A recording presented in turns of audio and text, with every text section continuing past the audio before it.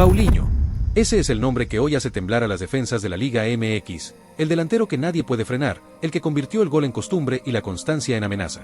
Nadie en el campeonato mete más miedo que él, nadie sostiene ese nivel durante tanto tiempo y nadie esperaba que un atacante europeo, en plena vigencia, decidiera quedarse cuando tenía la puerta abierta para irse. 3 torneos seguidos dominando el goleo, 45 goles en apenas año y medio, zagueros desesperados y una decisión que cambió todo, decirle que no a Europa para quedarse en México hasta 2028. Lo verdaderamente fuerte no son los números, es lo que vino después, porque cuando este portugués abrió la boca y habló de México, no dejó indiferente a nadie. Hoy su nombre pesa, incomoda y se respeta. Paulinho no es solo el atacante más temido del campeonato, es el jugador que rompió la narrativa clásica del extranjero que llega, cobra y se va. Y para entender por qué su decisión tiene tanto impacto, hay que retroceder, volver al inicio, a un camino que no fue sencillo, que no tuvo alfombra roja y que se construyó a base de golpes, paciencia y goles silenciosos. Juan Paulo Díaz Fernández nació lejos de los Flaces, el 9 de noviembre de 1992, en Barcelos, al norte de Portugal. Un lugar donde el fútbol no es espectáculo, es rutina diaria. No había academias de lujo ni promesas vendidas desde los 15 años. Había familia, esfuerzo y una pelota gastada rodando por la calle. Ahí empezó todo. Sin padrinos, sin etiquetas, sin expectativas externas. Solo un chico que sabía que el gol era su lenguaje. Su debut profesional llegó en 2010, con apenas 18 años, en el Santa María FC, un club perdido en la 4ª división portuguesa. Estadios pequeños, 0 cámaras, sueldos mínimos y partidos donde nadie te regala nada. En ese contexto marcó 11 goles en 35 partidos. No eran cifras para portadas, pero sí suficientes para sobrevivir y seguir subiendo escalones cuando muchos se quedan en el camino. El siguiente salto fue al CD Trofense, ya en 2ª división. 4 temporadas completas, trabajo constante, perfil bajo y 11 goles más en 38 partidos. Seguía sin ser una estrella, seguía lejos de los focos, pero algo era claro, siempre aparecía en el área, siempre cumplía. Y en el fútbol europeo, eso tarde o temprano se paga. La verdadera explosión llegó cuando aterrizó en el Gil Vicente. Ahí, por fin, la primera liga portuguesa. 4 años enfrentando a los mejores defensores del país, aprendiendo a jugar con presión real y respondiendo. 112 partidos, 28 goles y una transformación total. De delantero discreto pasó a ser confiable, incómodo, constante. Los grandes empezaron a mirarlo distinto. En 2017 llegó la oportunidad que cambia carreras, el Sporting Braga. Un club serio, competitivo, con aspiraciones reales. Y Paulinho no falló. Durante 4 temporadas se convirtió en uno de los atacantes más sólidos del país. 151 partidos, 62 goles, 24 asistencias. No era un destello, era regularidad pura. Semana tras semana, año tras año. El tipo de delantero que los técnicos aman y los defensas odian. Ese rendimiento lo llevó al punto más alto. Febrero de 2021. El Sporting de Lisboa, uno de los gigantes históricos, puso más de 16 millones de euros sobre la mesa. Consagración total. Paulinho ya estaba en la élite de su país. Y respondió como tal: títulos de liga, supercopas, goles decisivos y liderazgo. 145 partidos, 53 goles, 28 asistencias. Campeón. Referente. Todo lo que un futbolista portugués sueña lograr sin salir de casa. Y entonces pasó lo impensable. Cuando todos daban por hecho que seguiría en Europa o que cerraría su carrera ahí, en junio de 2024 tomó una decisión que nadie vio venir. Eligió México. Eligió Toluca. El Sporting aceptó venderlo por una cifra muy por debajo de lo que valía su nombre. Para muchos fue incomprensible. Para otros, una señal de declive. Nadie imaginaba lo que estaba a punto de pasar. No llegó con caravanas ni portadas internacionales. No era un fichaje de marketing. Era un delantero de 31 años con pasado fuerte y futuro incierto. Y desde ese primer día, sin decirlo todavía, ya estaba cambiando su propia historia. Esto acaba de empezar. Si te gusta este tipo de contenido, suscríbete, dale like y deja un comentario, porque lo que viene después es todavía más impactante. No hubo alfombra roja ni flashes internacionales, pero en cuanto pisó el césped del Nemesio 10, algo empezó a sentirse distinto. Paulinho llegó en silencio, observando, midiendo cada paso, entendiendo dónde estaba parado. Mientras afuera algunos dudaban, dentro del club vieron algo que no aparece en los highlights: una mentalidad feroz, una obsesión por entrenar al límite y una manera de competir que no distingue amistosos de finales.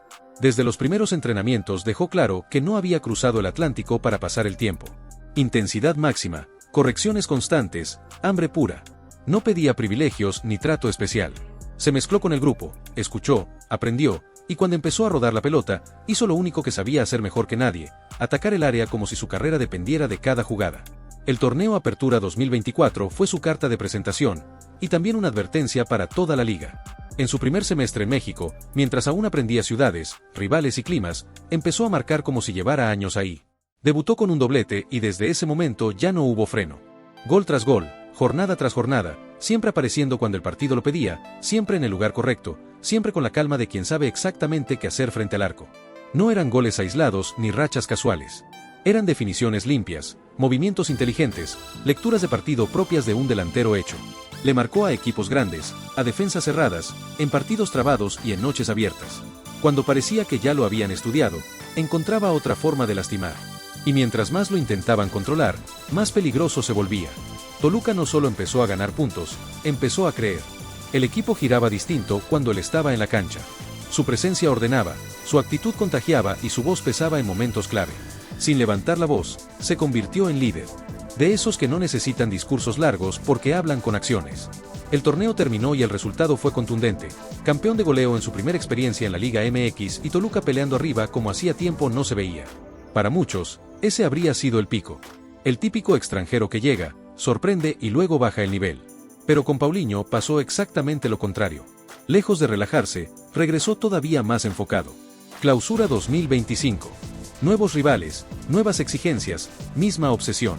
Volvió a marcar, volvió a decidir partidos y volvió a competir por el liderato de goleo hasta el último minuto. Esta vez compartido, sí, pero igual de valioso. 2 torneos en México, 2 veces arriba. Y cuando parecía que ya no había más margen para sorprender, llegó el Apertura 2025. Ahí ocurrió algo que ya no admite discusión. 12 goles más. Otro título de goleo. 3 consecutivos.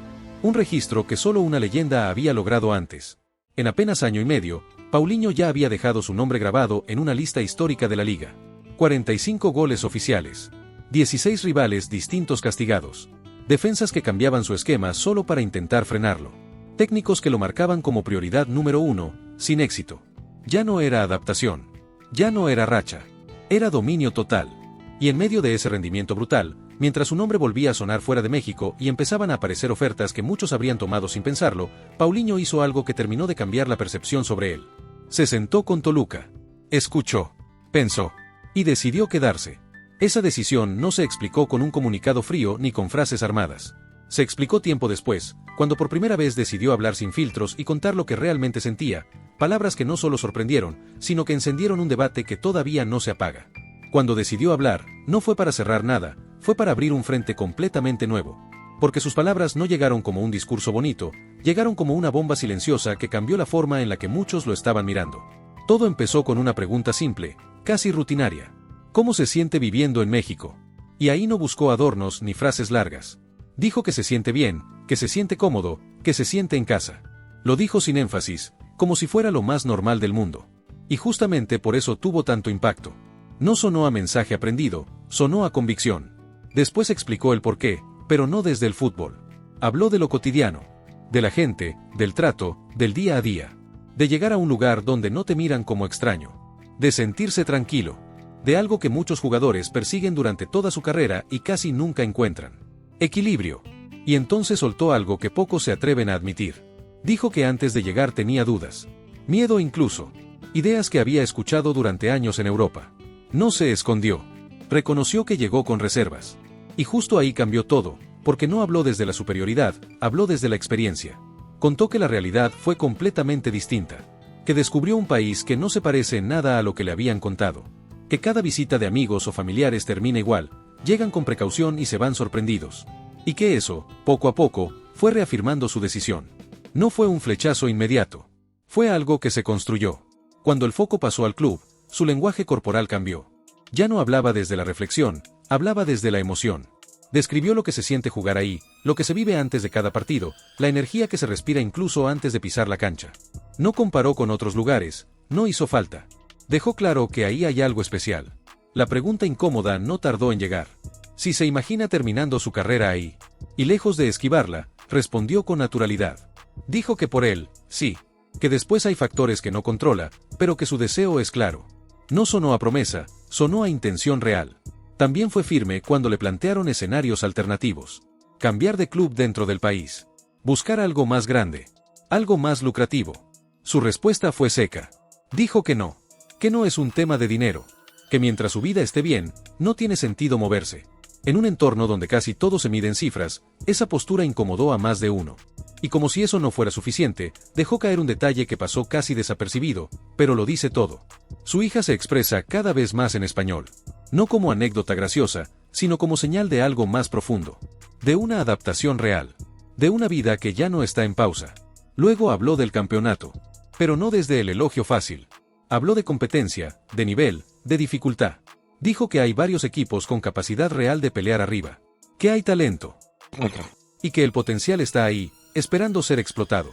Palabras que, viniendo de alguien con su recorrido, pesan distinto. Incluso mencionó futbolistas que le llaman la atención. No por nombre, sino por cualidades.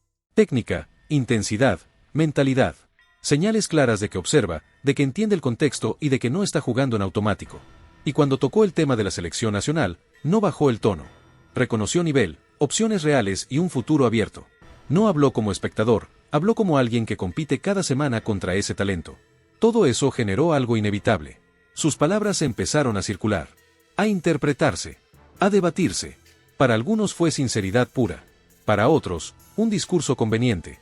Y justo ahí, cuando parecía que solo había elogios y cariño, apareció el otro lado, el que no todos quieren ver. El debate explotó justo ahí, cuando el discurso dejó de ser cómodo. Porque una cosa es aplaudir a un goleador y otra muy distinta es aceptar todo lo que representa. En redes, en programas, en mesas de análisis, el nombre empezó a dividir opiniones. Ya no se hablaba solo de goles. Se hablaba de contexto, de nivel, de comparaciones incómodas. Apareció el primer argumento duro, que su impacto se explica por el sistema, no por el jugador. Que Toluca juega para él. Que el equipo está armado a su medida. Que en Europa nunca fue dominante de esa manera. Y esa crítica empezó a tomar fuerza porque no venía desde el odio, venía desde el análisis frío. En Portugal fue constante, sí, pero no el máximo goleador absoluto. En México arrasa. ¿Por qué? Otros fueron más lejos. Dijeron que la Liga MX es menos exigente tácticamente, que los espacios son mayores, que el ritmo lo favorece, que en Europa no tendría los mismos números. Y esa comparación, inevitablemente, abrió una herida sensible. Porque tocar el nivel de la liga siempre genera fricción. Siempre. Pero entonces aparecieron los datos incómodos. No opiniones, datos. Marcó contra casi todos los rivales posibles. Gol a equipos grandes, gol en partidos cerrados, gol cuando el equipo iba perdiendo, gol cuando el margen de error era cero. No fue un delantero de partidos fáciles. Fue decisivo. Repetidamente decisivo. También se puso sobre la mesa algo que muchos pasaron por alto, la presión. No la mediática, la deportiva. Jugar cada semana sabiendo que si no marcas, se cuestiona todo. Que si bajas medio punto el rendimiento, el discurso cambia. Y aún así, respondió torneo tras torneo. No hubo caída. No hubo excusas. No hubo desapariciones largas. La comparación con leyendas no tardó. Nombres pesados. Referentes históricos del club y de la liga. Y ahí el debate se volvió más espeso. Porque comparar épocas siempre es injusto, pero inevitable. Algunos dicen que todavía está lejos. Otros sostienen que el impacto en tan poco tiempo lo pone en la conversación. Y ese choque de generaciones mantiene viva la discusión. También surgió otro frente, el del extranjero idealizado. El que habla bien del país. El que se integra. El que parece decir todo lo correcto. Hubo quienes dudaron de la autenticidad. Que es fácil hablar así cuando todo va bien. Que habría que verlo en la adversidad. Que el discurso es cómodo mientras los goles entran. Pero incluso esa crítica tiene un problema. Porque el fútbol está lleno de ejemplos de jugadores que, aun ganando, nunca conectan. Que cumplen y se van. Que no se involucran. Aquí pasó algo distinto. No se pide que guste a todos. Se analiza por qué genera tanta reacción. Y mientras afuera se discutía su figura, dentro de la cancha el patrón no cambió. Seguía marcando. Seguía siendo referencia. Seguía obligando a los rivales a modificar planes enteros solo por su presencia. Eso, más allá del contexto, habla de jerarquía. El punto más delicado llegó cuando alguien lanzó la pregunta que nadie quería formular en voz alta. ¿Qué pasa si se va mañana? ¿Qué tanto de Toluca es él y qué tanto de él es Toluca? Porque ahí ya no se juzga el pasado, se pone a prueba el legado. Y esa pregunta, todavía sin respuesta, es la que mantiene todo en tensión. No se trata de decidir si es el mejor o no. Se trata de entender qué lugar ocupa realmente. Si estamos viendo solo una etapa brillante, o algo que va a marcar época. Y esa línea, tan fina como peligrosa, todavía no está clara. Porque hay decisiones, rendimientos y momentos que aún no han llegado, y que pueden cambiarlo todo. Hay algo que todavía no se ha abordado con la profundidad necesaria y es el verdadero punto de inflexión en todo este recorrido. No es el número de goles, no es el récord alcanzado, ni siquiera la decisión de quedarse. Es el momento exacto en el que un futbolista deja de ser evaluado torneo a torneo y empieza a ser observado como una figura que define una etapa. Ese cambio no ocurre de golpe. No lo marca una estadística concreta ni un título específico. Es una transición silenciosa, casi imperceptible, que se construye con repetición, con consistencia y con presencia constante en los momentos que importan. Y ese proceso, ahora mismo, está activo. Pero incluso esa crítica tiene un problema. Porque el fútbol está lleno de ejemplos de jugadores que, aun ganando, nunca conectan. Que cumplen y se van. Que no se involucran. Aquí pasó algo distinto. No se pide que guste a todos. Se analiza por qué genera tanta reacción. Y mientras afuera se discutía su figura, dentro de la cancha el patrón no cambió. Seguía marcando. Seguía siendo referencia. Seguía obligando a los rivales a modificar planes enteros solo por su presencia. Eso, más allá del contexto, habla de jerarquía. El punto más delicado llegó cuando alguien lanzó la pregunta que nadie quería formular en voz alta: ¿qué pasa si se va mañana? ¿Qué tanto de Toluca es él y qué tanto de él es Toluca? Porque ahí ya no se juzga el pasado, se pone a prueba el legado. Y esa pregunta, todavía sin respuesta, es la que mantiene todo en tensión. No se trata de decidir si es el mejor o no. Se trata de entender qué lugar ocupa realmente. Si estamos viendo solo una etapa brillante, o algo que va a marcar época. Y esa línea, tan fina como peligrosa, todavía no está clara. Porque hay decisiones, rendimientos y momentos que aún no han llegado, y que pueden cambiarlo todo. Hay algo que todavía no se ha abordado con la profundidad necesaria y es el verdadero punto de inflexión en todo este recorrido. No es el número de goles, no es el récord alcanzado, ni siquiera la decisión de quedarse. Es el momento exacto en el que un futbolista deja de ser evaluado torneo a torneo y empieza a ser observado como una figura que define una etapa. Ese cambio no ocurre de golpe. No lo marca una estadística concreta ni un título específico. Es una transición silenciosa, casi imperceptible, que se construye con repetición, con consistencia y con presencia constante en los momentos que importan. Y ese proceso, ahora mismo, está activo. Porque a partir de cierto punto, el rendimiento deja de ser la única vara. Entra en juego la influencia. Como condiciona partidos sin tocar el balón.